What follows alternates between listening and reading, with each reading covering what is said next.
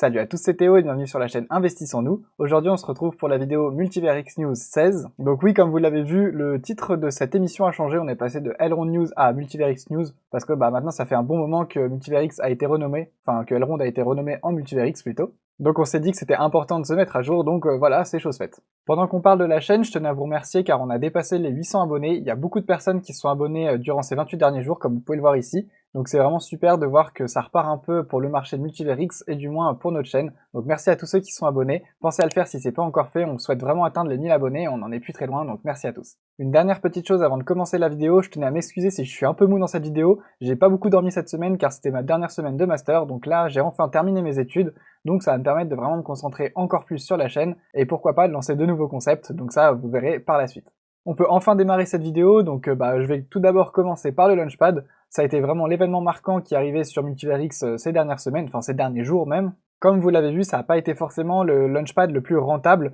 Le prix du token n'a pas explosé contrairement à quasiment tous les Launchpads précédents, donc je sais que beaucoup d'entre vous sont déçus. Moi je tiens à vous dire que c'est vrai que si c'est pour un investissement court terme, c'est décevant, mais ce qui est très important de voir, c'est sur le long terme, et également, pour moi c'est vraiment le protocole Atom qui est lancé, la chose la plus importante, car ça va amener beaucoup de solutions DeFi, comme je vous l'ai expliqué dans une vidéo la semaine dernière, et donc ça peut être vraiment super pour mettre en avant notre blockchain. Néanmoins, je peux pas vous mentir, c'est pas extrêmement positif de voir un launchpad qui explose pas comme ça, car jusqu'à présent, tous les launchpads Multivers X étaient rentables, voire très rentables, donc ça a attiré beaucoup de liquidités durant les phases de launchpad sur notre blockchain. Donc là, j'ai un peu peur que cet engouement se perde un peu par la suite, et que durant les prochains launchpads, on ait donc moins de personnes qui viennent apporter de la liquidité, même si bien sûr c'était de la liquidité passagère, ça permettait quand même d'avoir un coup de projecteur sur Multivers X à chaque fois. Donc maintenant, j'ai vraiment hâte de voir comment ça va se passer pour les prochains launchpads, et j'espère quand même que les personnes continueront de venir pour apporter la liquidité sur Multivers X et participer à ces launchpads, qui sont quand même assez sympas en général. Et surtout, n'oubliez pas que le projet Atom, même si le launchpad n'a pas été un franc succès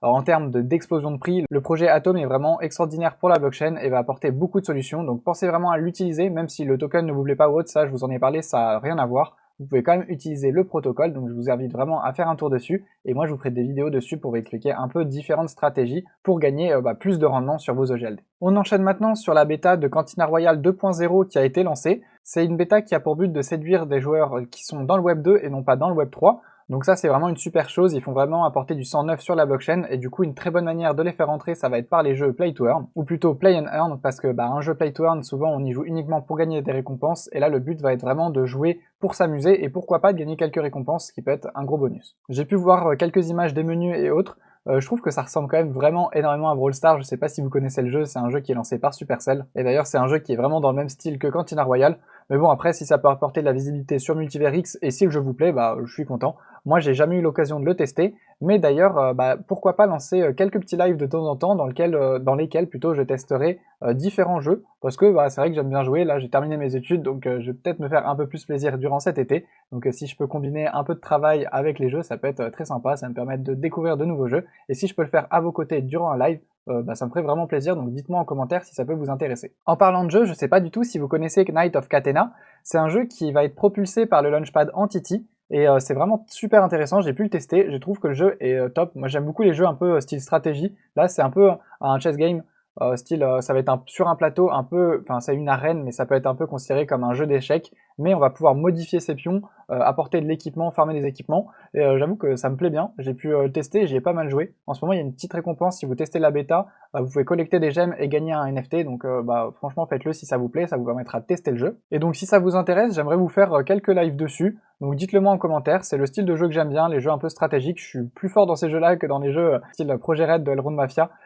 Jouer à un jeu de tir sur clavier, j'avoue que c'est pas du tout mon truc et je suis très mauvais, donc je serais sans doute un peu plus satisfaisant à regarder sur ce style de jeu. Donc dites-moi ça en commentaire, et en attendant, moi je vous prépare une vidéo dédiée sur le launchpad Entity et bien sûr le lancement de ce jeu qui est Knight of Catena pour lundi prochain, et pour attendre, il y a également un petit giveaway qui est d'ailleurs offert par Entity, qui est directement sur le Twitter à la sortie de la vidéo. Vous pouvez gagner un EGLD, donc pensez à aller faire un tour, et il y aura également un EGLD à gagner la semaine prochaine, donc pensez à vous abonner à mon Twitter. Et dernière petite news pour Entity, donc le launchpad du jeu Knight of Catena va pas tarder à arriver, ça va arriver normalement début août, Donc pensez à garder quelques EGLD pour y participer. Moi je vous explique la semaine prochaine pourquoi ça pourrait être intéressant, que ce soit pour vous ou pour la blockchain Multiverix. Une dernière news pour Multiverix, c'est l'arrivée des Guardians. Si vous ne connaissez pas, c'est simplement un système qui va vous permettre de sécuriser votre phrase secrète. Donc comme vous le savez, si quelqu'un détient votre seed phrase, et ben il a accès à toutes vos crypto-monnaies qui sont stockées dans le wallet. Et ben là, grâce au Guardian, ça va être une sécurité supplémentaire pour éviter ça, et pour éviter donc de vous faire siphonner votre wallet trop facilement. On peut donc le voir vraiment comme un outil supplémentaire de sécurité qui va être très utile pour démocratiser les cryptos, parce que bah oui,